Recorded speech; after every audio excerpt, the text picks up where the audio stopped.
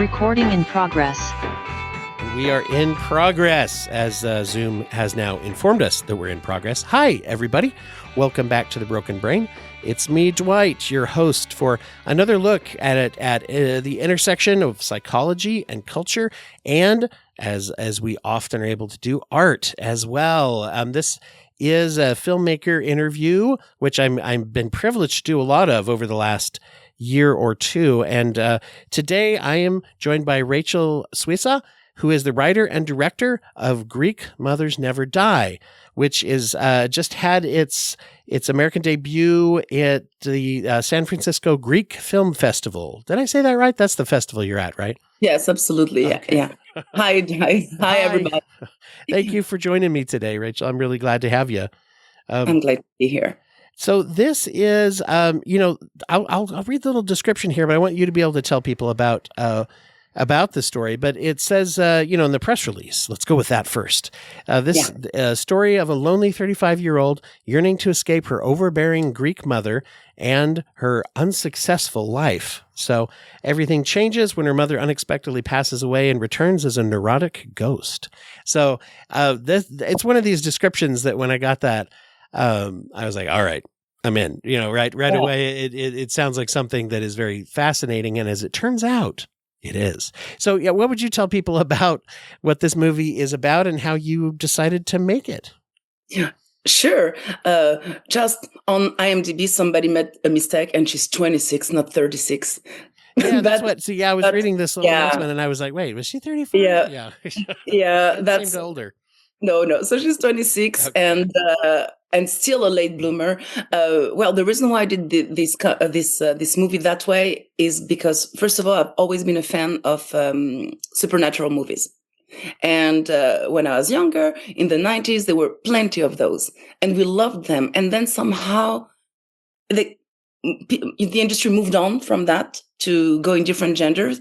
And I was like, okay, I love American movies. That's part of the pop culture that I love. I love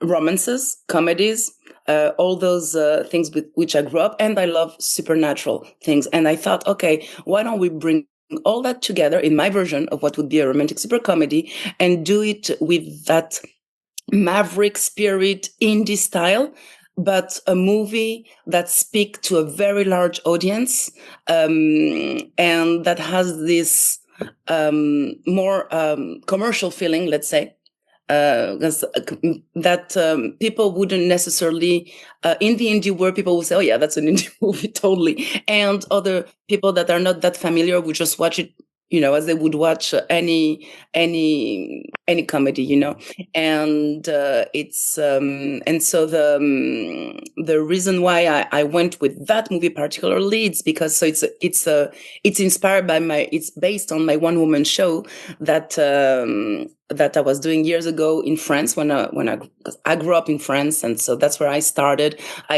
I started as an actress there. I was shooting in big movies, TV shows, and then I felt that it was good to gain some independence and freedom also in the artistic realm. So I started to write and direct.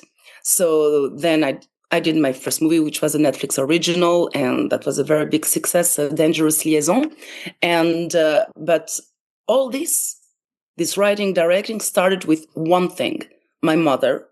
Because she's very particular in a great way. She's, things are never black and white or white. So it's like she is as generous and eccentric and wonderful as she can be a little bit overbearing, like we did not have doors at home, that closed with keys. Oh, no privacy.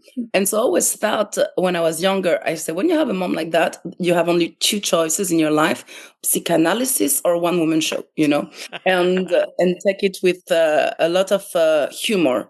And so the goal with that one woman show was really to make people laugh. And because you won't change your parents, so you have to find to take it with a grain of salt and like to look at them somehow like you are the adult, they're the kids, and we're like, yeah, that's how she is, So I did that, and that worked well, and that became a TV show in France. I mean, they asked me to develop it for one big channels there. And the more I was developing for the channel, and the more it was kind of drifting away from my original, the original spirit of it. And so on the side, I was like, you know what? I'm just going to obey to the channel. That's fine. But on the side, just write my version of a script that is inspired by all that, and that one day I'll be able to do as I want. And at the same moment, when the TV show was about to be shot, I was acting my own role, which was back then the daughter and not the mother, because I was young enough to be the daughter. And it's a very, very, very famous, wonderful Greek actress, that was going to do my mom. And when we met, oh, by the way, everyone say, how could you have met this Mimi Denisi, this big actress? How could she hear about that? And most importantly, come all the way to France and to pass an audition, when in her life she never passed an audition for nothing, because she's so huge. And turns out my mother says the only person on earth that can play me is her. So in 24 hours, she was able to get her phone, and voila. So no, your mom was the one who tracked her down. Yeah, she tracked her down. And so at the end, when I met her, we had such a click that she said, oh, but you know what, overall, you need to write that movie. And I'm going to put in the team, I want you to meet a wonderful person, actress. She's a monument. She had an Oscar. She's a great person and my best friend. And that woman was Olympia Dukakis, you know? So I fly to Cyprus. So all this is like years ago. I fly to Cyprus, where both of those great ladies were, and we had the most wonderful night, and we decided to make a movie together. And so I just had to write the script. But then other movie, because that was my personal movie, other movie came in. I had to direct something else. I had to act in something else. Oh, I got pregnant. Oops, time passed. And at the end, things couldn't be this way. Olympia is not here anymore. And it was actually very, very hard to imagine somebody else. So actually I switched the role. It was supposed to be, it's the role of the chief. It was her role. And I said, there is no woman that can do it. And so I switched it completely to another character. But so that's how the script was born. That's why it was in English. Always, I wrote it in English since day one. Also because my husband is American and my kids too. So that was my culture at home. And then I was going to do it. But I received that wonderful offer for the Netflix original movie. And I went with that one, and it was a big success. After that, I moved to America, and as my mom is not getting any younger, and I really, really needed to, that's like a love letter to her, and I needed her to see it before she becomes a ghost, for real. So that's why I did it this way, after having the wonderful big machine, Netflix, everything's taken care of.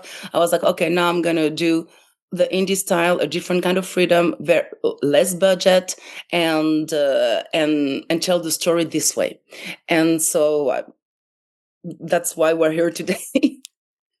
Yeah, that's it. Wow. And I was curious, was it a similar reason why then you cast yourself in the role? Was because nobody else could play it, or to have the vision of what your mom was like? So at first, I didn't know if I would do the daughter or the mother, because I feel I'm still a little bit in the middle. And I was thinking, and at first I said cast will decide, so I wanted to ask to Mimi Denisi to be the mother. And if Mimi Denisi was free, I would have been the daughter, because that was the deal. We always thought we would do that together. And turns out, because she's a huge producer and director and actress in Greece, she was cut for 4 months in theater. She could not leave. And then that's when I say, okay, if Mimi can't do it, I have to do it. Mm-hmm. And then I found a wonderful actor. But I still say, but we'll see. I'm still going to launch both, casting. And then I fell in love with Abby. Abby, who is the girl who plays Ella, Abby Miner. And there was a lot of people that passed the casting for Ella, maybe 400 people. But she was my only callback. I didn't Yeah. So it was her when. Yeah, so it One of was those. her. And then I really was very excited to work again with Simon Rerol, who is the lead actor, the lead male actor in Dangerous Liaison, the Netflix movie, and who is actually French American. So he was able to come here. I didn't have to pay $10,000 for a visa because he's American. So it all worked out, and the cast was so magical that I was like, yeah, I'm going to play the mother. So my shrink told me, don't do it. You're going to become your mother. It's Like you could avoid it, right? I mean, going come to on, mess aren't we with your all? head. You're going to, and she was totally right. Like Marion Cotillard in Edith Piaf, when she did Piaf and she stayed in the role for a year after that. That's what happened to me. I played my mom, and it was so real. It was so I didn't have to think, because at the same time I was rewriting the script on site. I was directing the other actors. I was producer also in that movie. I produced with Eleanor Daly, who is the producer of Dangerous Liaison, my Netflix movie. I was like all those things, and then I was like, oh, I forgot to. How am I going to act that? Action. And I was like, because my mom is inside of me. So I was possessed myself. So that's how it came. And I think that's why on the IMDb, you see it's a 36-year-old, because that's when I thought I would act. And the role of the right. Okay. And then someone took that synopsis and put it there, but I don't know who, because I'm very bad with those things. So that's how. We'll find him. Don't worry, we'll track him down. Right. Yeah, and what was really fun is that because my mom, it was a story of my mom leaving Greece to move to France in real life and own a restaurant there and make her a better life for her and her kids. But me in real life, my journey was me moving from France to America to accomplish my American dream, which is making movies, making indie movies, and so I thought it would be cool to use that. And so that's how the story of Ella and Despina become mother-daughter, moving from Greece to America. And yeah, so but when I did the first Zoom with everyone, so all the actors, my sister-in-law was also in that movie, and it turns out she was at my mom's house at the time that I made the Zoom. So my mom could hear and see everyone doing the Zoom.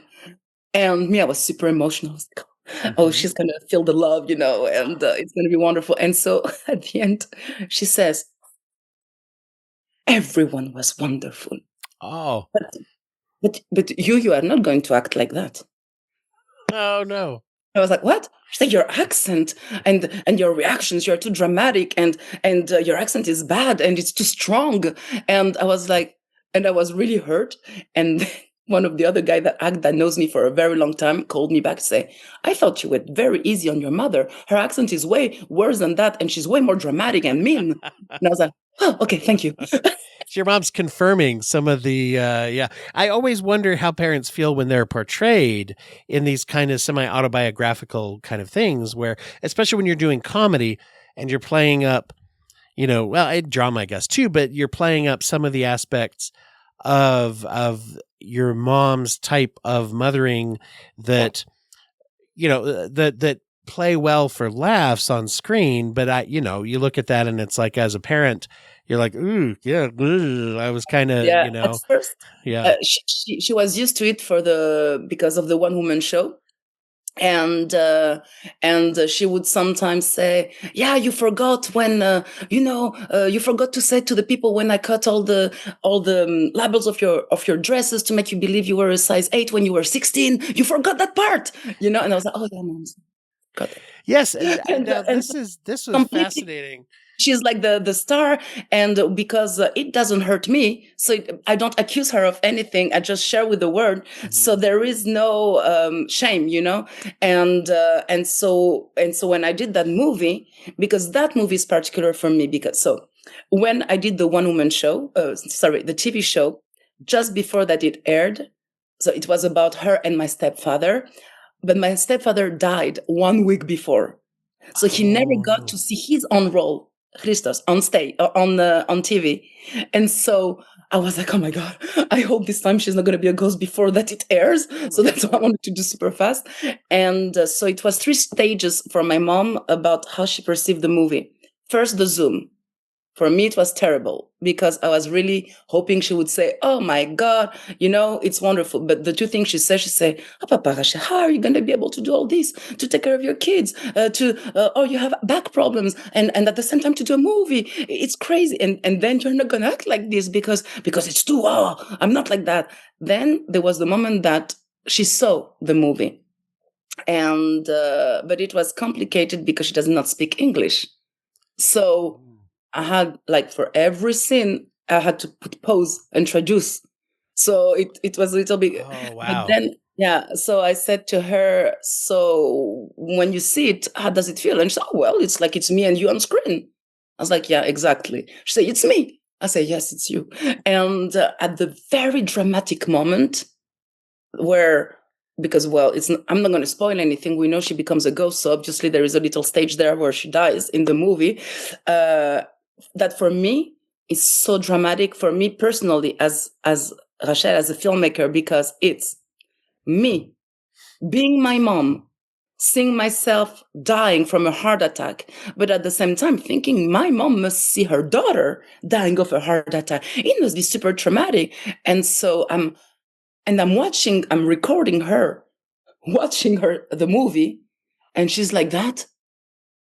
And just before she dies, it's like this big dinner with the Greek priest and all the employees and all that. And then she dies. There is the funeral, and the priest says that dramatic prayer. And me, I'm a little bit fishing for compliment, like for, intensity. And now she must be super, with emotion, and she doesn't move. And I say, so what are you thinking right now? And she say, I'm thinking, where did you find that actor that plays the Greek priest? He's wonderful, so funny. And I'm like, that's what you're thinking now? Like, I'm dying, being you, and you're dead and on screen, and the pain of you think and you say, but yes. But then at the end of the movie, she couldn't stop crying. Mm-hmm. See, when she went until the end, she dropped everything and she was just crying. So that was the 3 stages. I loved the effect that you used where when you die of the heart attack, the character is employing what is apparently a recurring technique that she uses to manipulate her daughter, which is pretending to have a heart attack of like, I can feel it coming on kind of thing. And then, which is compounding, this whole thing of like, oh, here we go again. And then she actually died. Yeah. It's I mean, that's how when we say that when we think more than 17 seconds of something, we manifest it. My mom have thought like 17 hours straight of she manifested it. Yeah, I mean, it's quite ironic because it's a movie that at the same time is very first degree in its love, because it's really a movie that is all about love, and I'm not ashamed of that. It's not like, it's not second degree intellectual and all that, but there is a lot of in it. There is a lot of how do we say that? When you take distance and see things with the little edge, on it. There is a little bit of insider humor, which is not, which is not cynical, but that it's still a little bit. The word in French is décalé. But I don't think that in English it exists, right? Décalé? No, it's not a thing, right? No. I'll Google. That doesn't matter. Yeah. One of the things that stood out was, speaking of the love as a motivator, you start out with this wonderful montage, a very, very opening scene where you have different young Greek women talking about, oh, well, my mom did this, my mom did that. She changed the tags in my clothes to make me think I wore a smaller size. She bribed someone to take me to the prom, those kinds of things. True. Which is fascinating. And it hit me right away that those are actions that maybe we wouldn't put into a, parenting guide or a class to teach parenting, but yet they're all motivated by love, They're all motivated by a desire to make Protect. you feel good about yourself. I mean, in which case many of them backfire once they become known, right? Yeah, yeah, how yeah. how many Yeah. of those were from your personal experience? All of them. That's straight the beginning of my one-woman show. That's a little wink. My mom bribed my friends to hang out with me, but it was all by love because she did not want me to feel lonely. My mom paid a guy $100 so he would kiss me. She cut the labels. Because my mom believed that I needed to eat a lot to be strong. She did not care about the fat part. It was like being strong. And so she would, and so when I would, but she would lie to me. She would say, you are in Greece, you would be a model, And I'm like, yeah, but I can see that I'm not like the other girls, And she was like, that's nonsense. You're size 8. And I'm like, you're sure? Because it says 200 pounds here. And she's like, that's bone, heavy bone. You have very heavy bone.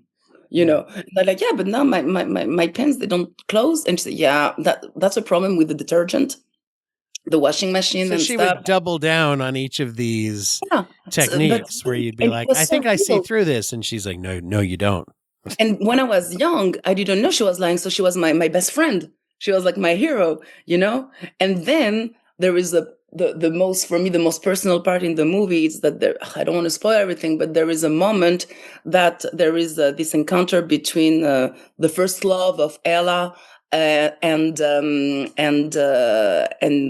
they have this talk where he says that he would be leaving, for 2 weeks, and really he left forever, but he didn't say. And then that, he was bribed by with a car and the shares of the restaurant if he would stay and marry her. So here I mix two real things that happened. First is my husband, like in real life, when we just started dated when I was 18, he said, you know what, I'm just going to go for 2 weeks. I never saw him again for 3 years. Wow. That was a little white lie. So that was one thing that I put there. And the rest is that there was that guy that I thought we were in love. I thought we were dating, but he was living in Greece and me in France. So it was like long distance dating. And after 3 years of dating, he said to me, I just have to say one thing to you.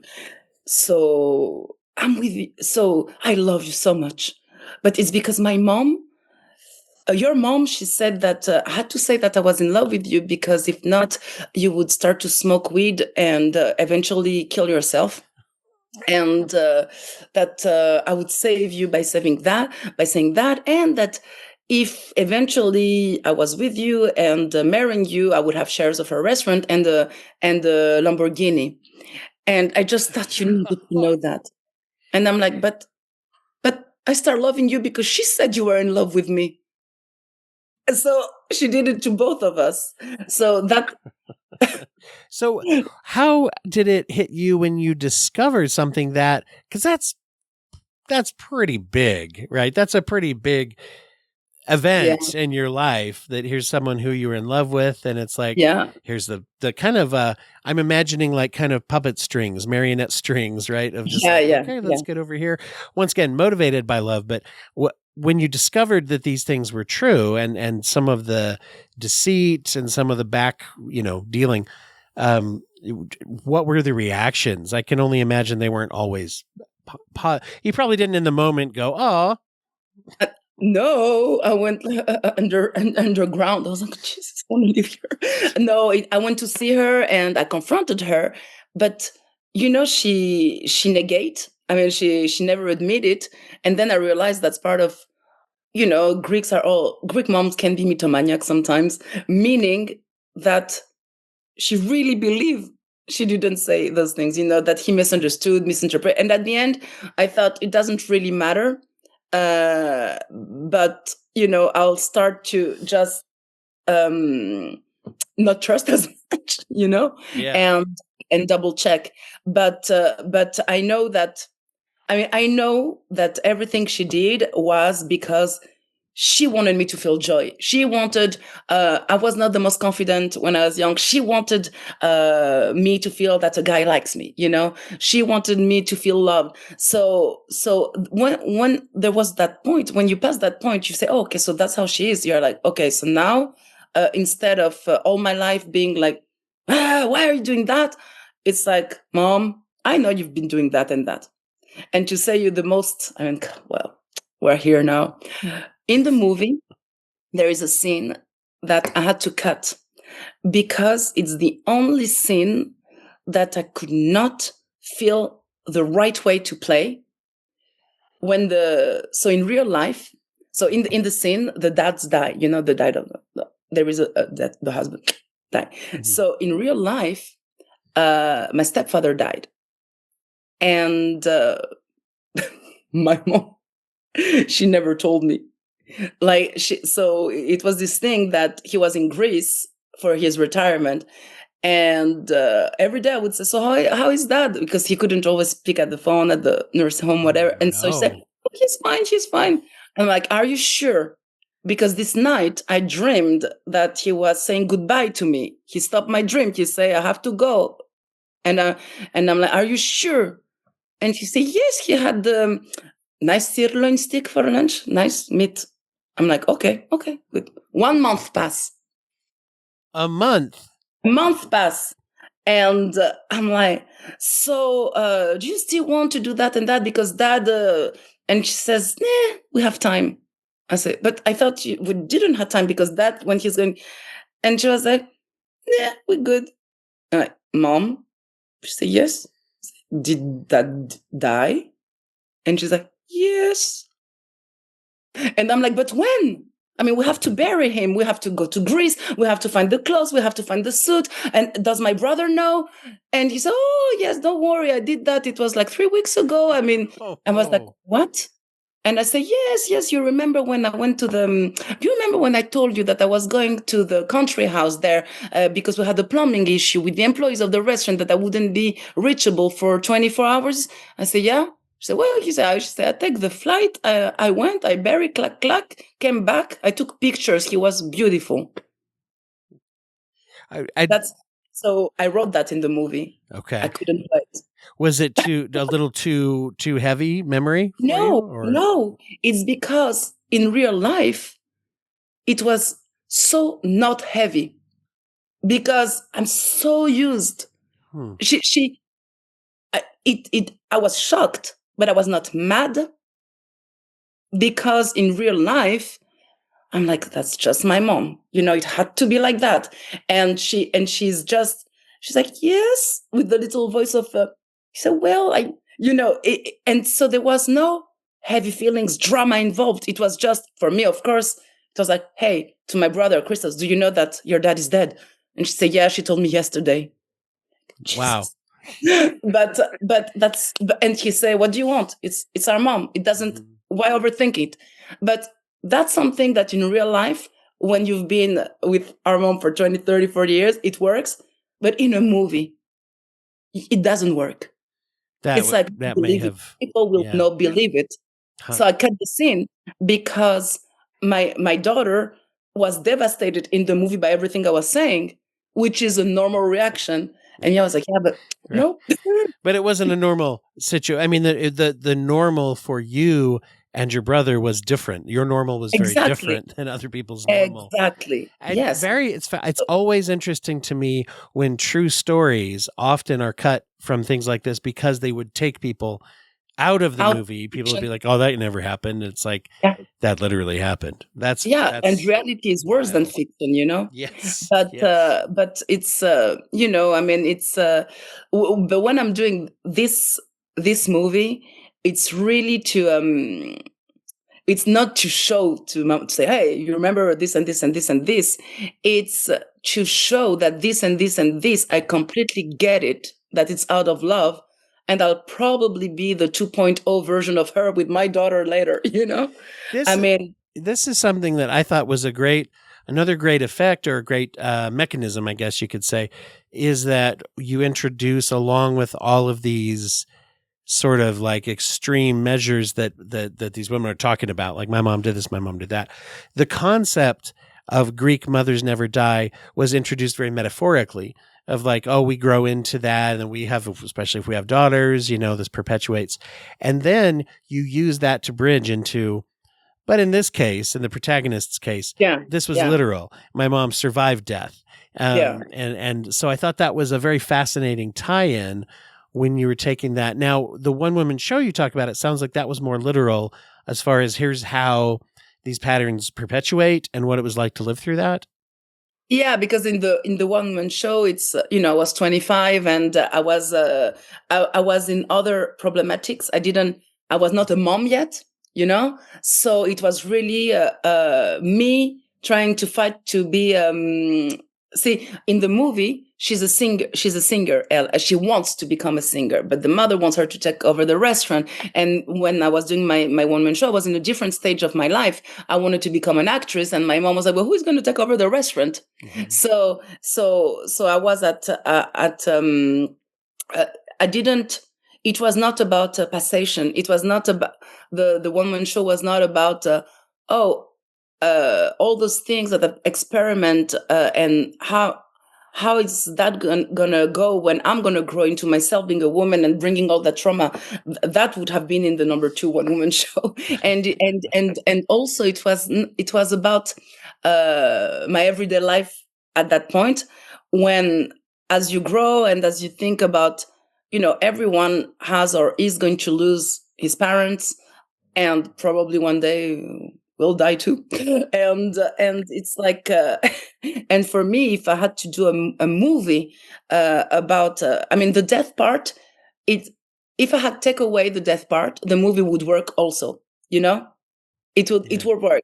She would have been exactly the same, but I wanted that death part because I want to hope and dream that there's always something more, and that death is not the end, and that even if you haven't finished your conflicts when you lose someone, there is still time to cope with it, to make better the relationship, and often it's only when the person is gone that you have the full picture of who was that person, because when the person is still with you, you only see yourself as a son or daughter, and the person as your parent. You don't have the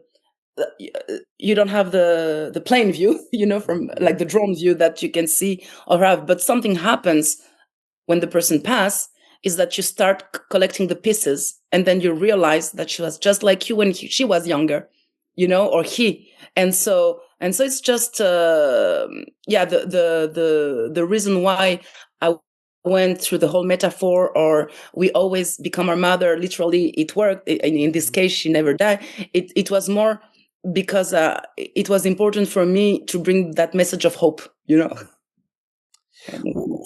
One of the signs, I think that signs of a good story is that it's nuanced, and it's easy in a story like this to characterize the parent as, here's all these sort of wacky things, these extreme lengths they go to. And I think one mistake people often make is that the parent is wrong. And in this case, it's more nuanced than that, to where she's often right, actually. And I felt like that was part of Ella's arc. Ella's journey was having to come to terms with the fact that mom may seem crazy to me, but not everything she believes is incorrect or crazy, or not just does it come from a place of love, but, and I'm not saying it's right to bribe someone to hang out with someone, but some of the guidance that she gives is not bad guidance, in other words. Does that make sense? Yeah, it's that's the whole problem, is that her guidance is good, but that's not the point. Despina should trust enough her daughter to let her do her own mistakes. Yeah. And that's the problem, is that it's like Ella, the daughter, doesn't feel that she's enough, that she's trusted enough. She doesn't feel that her mom is proud of her. She doesn't feel that as the mom is always, you have to take care of my daughter. Then the daughter thinks that the mother thinks not enough of her, and the mother is wants so much Ella to not suffer that she's not going to take a chance in cutting the cord and letting her do her own mistake. And during the movie, Despina learns to back off and to let her do her own mistakes, even if she warns, and Ella, by making her mistakes, is going to realize that the path that her mom were leading her on was not that bad. Mm-hmm. And then it's even more of a mirror, because we realize that the mother was a singer before, and that she knows that route, and that that's why she wants to protect the daughter from that. Yeah.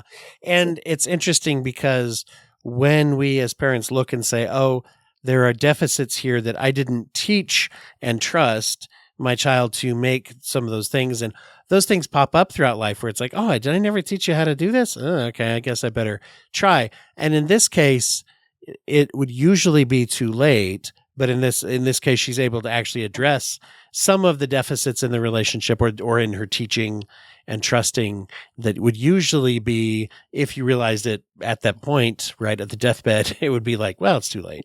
But she's able to actually do some things. Yeah, and it's all, and at the end you see that there is a little twist at the end, so you don't know if it's a cope mechanism that she needed to do, to. Right. I don't want to say too much. No. Because I won't spoil the end. No. Yes, exactly. There's yeah. Well, and I won't give a detail here, but I will just say there are a couple of points. One in particular sticks in my mind where Ella exhibits a certain comfort level with trickery as well, or with being able to say, oh, I can be fast and loose with, we need a little lie plugged in here to solve this problem. And that she shows that she has some of that ability and talent without her mom telling her to do it. I just know that there's some similarities in her personality.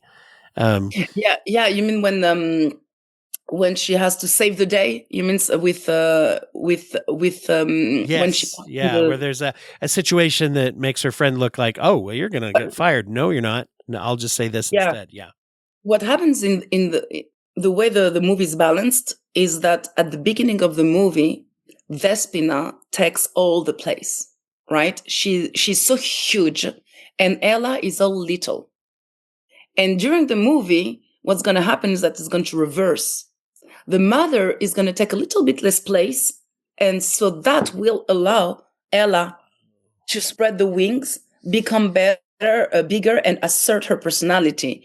And you can see that she actually has some backbone, and the way she's not afraid to say what she's not afraid to speak her truth, to the boy or to the hospital chief or whatever. And that's something that she didn't even know that she was like that, because her mom never allowed her to be in that type of situation. The mom infantilized her so much. This is a genre, along with the supernatural element, romantic comedy. In the United States, I've just seen over the course of my life how bringing a picture of an outside culture, bringing that in is something that is often very popular with Americans that we look at. And this, to me, fits well into that genre of like Moonstruck or My Big Fat Greek Wedding, Bend It Like Beckham, some of those different films that a lot of the story relates and exists within that culture. And I'm curious, as you were bringing that, is that on your mind as the writer director of saying, like, how do I show this to people who are not of this culture? Because it's a movie that you're showing in the United States. How do you approach that, bridging that for people who are going to be excited, but maybe this is a culture that's new to them? Yeah, I think that I tried to bring together the American popular culture and my Greek roots, right? Mm-hmm. So you start with the start. American people know how much hope people that are in other countries have to move to America for their American dream, right? To come true, for a better life. That's something that everyone is comfortable with, understand very well that that system, and then you just have to dive into it. What I wanted to show with the way I approached the whole Socrates Island. So Socrates Island is I reconstructed an island in Florida where only Greek people live, and they recreated Greece, but in America. This is real. It's called Tarpon Spring. It's in South Florida. It's I brought my mom there. She thought she was in Greece. You know, she spoke Greek the whole time. It was wonderful. And so when what's fun is that when you leave your country to a different country, it's almost like you at the same time you embrace that new country, but you almost make a reaffirmation of your roots, because you have the nostalgia of everything you left behind. And so in Socrates Island, those people are not Greek. I mean, the mom is Greek, but all those people are Greek Americans. And so sometimes they're even more Greek than the Greeks, because they need to have this Greek attitude alive. And what's really interesting is that when this movie had the premiere, it was the European premiere. It was in Athens, right? It was in the Greek Film Festival of Athens. And some Greek people, and for me, I was, oh my God, how the Greek from Greece are going to take that, because I knew that I trust completely the American audience, because the people that would see that movie are the same people that liked My Big Greek Fat Wedding 1, the same people that like Moonstruck, the people that like ghost stories and romantic comedies. So everyone will have one of his popular souvenir, to hang on to, and we'll dive into the movie. But my real concern were the Greeks from Greece, because I know that sometimes Greek people can be hard to judge Greek American movies, how they represent Greece. And so the best compliment that I had, it was from a Greek man that said, what I love in your movie is the authenticity of that you put for this nostalgic feeling of Greek people that are no longer living in Greece. Because some of your humor and the things that you say and the things you react would never be said by a Greek person from Greece, but it will be said from all the people that left Greece years ago. Like, for instance, one of the things that shocked me in Greece, that I was surprised, is that the mom, in my movie, the mom takes very much seriously the difference between a kebab and a gyro.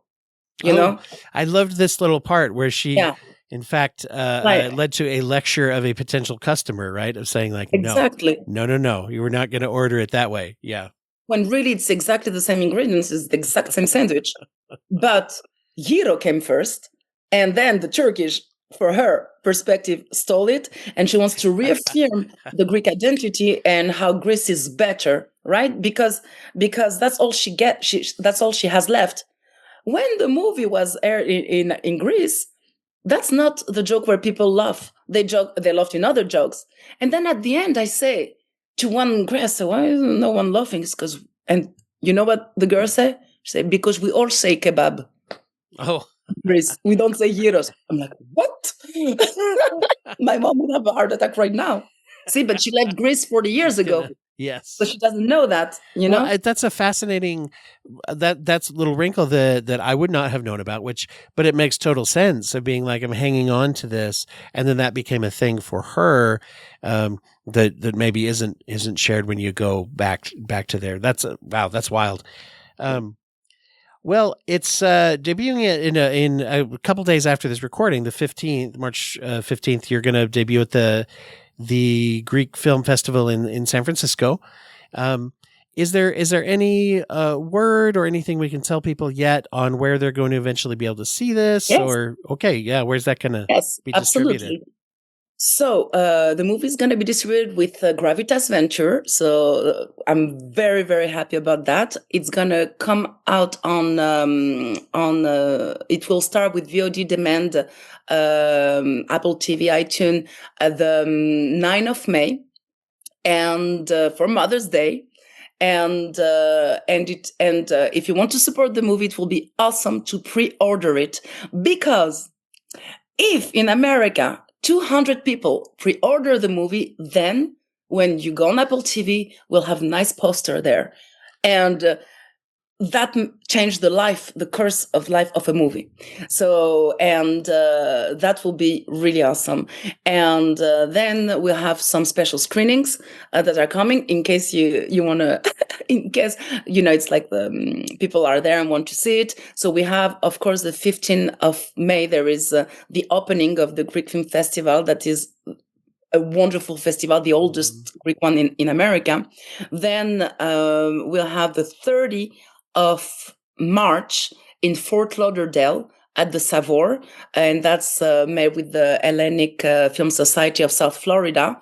They'll also do one in Miami, the 30th of April. No, sorry, the 27th of April. And there'll be a very big event in Fernandina Beach, Amelia Island, where the whole movie was shot, because we shot a little bit in Tarpon Spring also, but the majority of it was in Amelia Island. And I think that we're going to have a week of theatrical release there. So that will be awesome at the AMC. Wonderful. So, yeah. So people get on there, get on that Apple TV or Apple TV and pre-order that. Pre-order. Yeah, we can do that. Everybody out there, do it. Tell people to do it. You get 200 and it's going to pop up and then pop off. So yeah, very, very great. That's what we want. To hear. It changes everything. Yes. Oh, yeah. I did not know that, but now I know that. So it's the algorithm. Everything changed. And 200 is not 2000. If someone had said 2000, I would be like, oh, we're doomed. But 200. We could do that. We could do that. We can do that. What's where would people follow either the movie? Does it have social media presence, or where they follow your work in an ongoing way? Both. Yes, there is my name, Rachel Suissa on social media, and there is the page Greek Mothers Never Die that you can follow. And I'm working on the Wikipedia page, the IMDb, trying to learn how that works. And because we have to link all our our awards, because we won a lot of wonderful awards. Best comedy in South Florida, best directing in La Femme Internationale in LA, best acting also in LA, and best fiction in Greece, and Remy Gold in the World West Houston Film Festival last year. So we have, and some more, So I have to know how to link all that in IMDb. If someone knows how to do that. Yes. Hit us up. Yeah. I would definitely say, and as I often say when we highlight a lot of charities on the show, and if you're able to pre-order, you can pre-order it. And as I always like to say when I give out social media for organizations, it doesn't cost anything. You're scrolling anyway. Forward, put this on your story or whatever. People out there, share this. Let people know about it. We'd love it. Boy, we'd love it if we could help you get up to that 200. I'll tell you. Yes, you let me know. You made it. You did it. I'll take you. If you do, I'll just take you. We'll just say it was the podcast, the Broken Brain Bump. There we go. Let's get that going. Well, this has been just fascinating and wonderful to talk about the storytelling process here. Before we wrap up, I want to give a quick plug to our highlighted charity this month, just for all the listeners.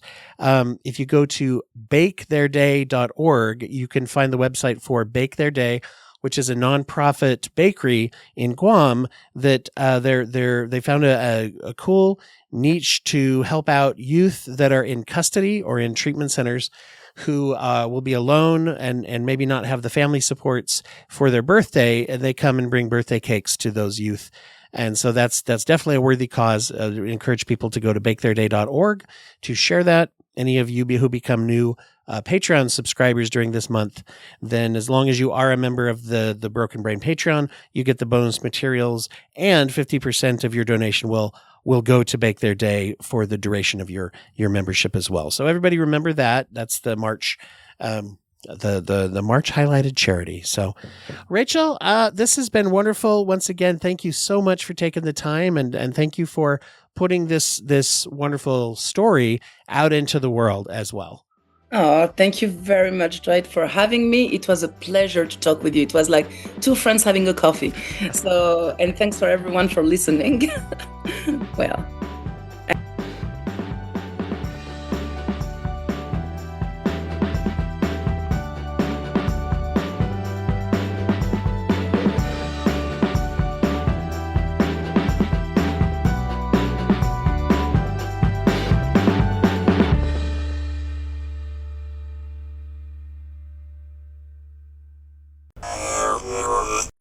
Thank you for listening to the Courtemp Arts Podcast Network. To listen to more Courtemp Arts shows, visit courtemparts.com.